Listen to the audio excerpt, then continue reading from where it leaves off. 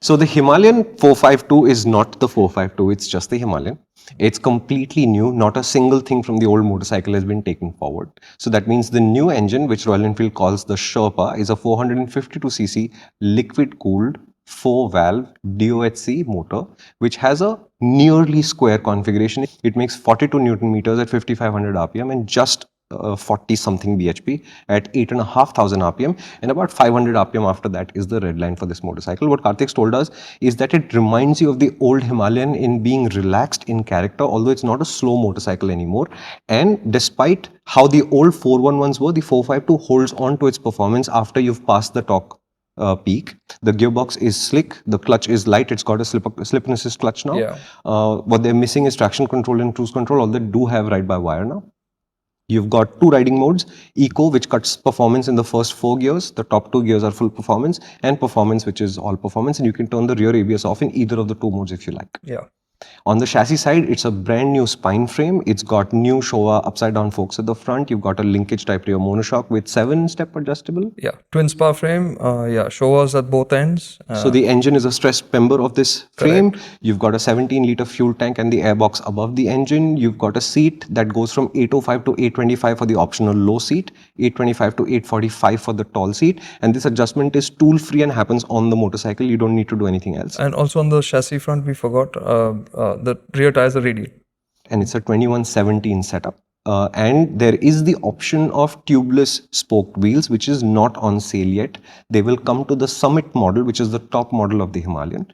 We don't know when yet because there is some certification issue with these tubeless rims. So Royal Enfield is able to source them and export them right now, but they're not able to sell them in India yet. But when they appear, they will be retrofittable to all the models of the Himalayan. Right. So even if you don't buy a Summit, you should be able to access those when you want. Yeah, to ride, it's a really nice motorcycle. Kartik did not feel that the 21-inch wheel gets in your way when you're riding twisties. Off-road, it held its own really well, so it does that well too. He actually had pillions on board when he was riding off-road and still the motorcycle didn't actually misbehave.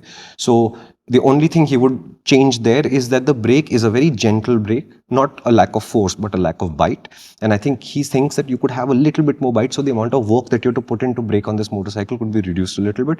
But otherwise, it's as the old Himalayan was, effortless in most conditions. It's just a heck of a lot faster and more capable now. And even more easy. And if you can believe it, even easier than before. Quality levels are okay. We don't anticipate any reliability issues, but there's no way to say this. Time has to pass before we know how reliable the motorcycle will turn out to be. Service intervals are 5,000 kilometers apart. We don't know what the prices are, but Royal Enfield service is usually good. Yeah. Tires, suspension, brakes, touring, sport, city. Yeah. So what I'd like you to do is, if you have any questions further than this, please leave us a comment. Do rate my summary out of 10, how good the summary you think was. Do rate how you think the Himalayan was out of 10. And you can use the context of the old Himalayan as a reference, or just like a current day ADV format motorcycle as a reference if you prefer. And we are going to get this motorcycle for test. We don't know when yet. Should be soon. Should be soon. Once we test it, we'll have a MotorInc view story and comparisons with relevant motorcycles. Some of the motorcycles you think are relevant are actually relevant, but we'll discuss that later. Yeah. And the price will come out at the end of November when Royal Enfield has the Motoverse event. So there is currently no price on the motorcycle yet. Our anticipation is prices will start at 2.6. They will finish at 2.7, except for the tubeless spoke model. That will probably go another 10 to 15,000 rupees more than that. Hoping we are right. We've announced the prices. We have announced the prices, not RE has announced the prices. Just so we're clear.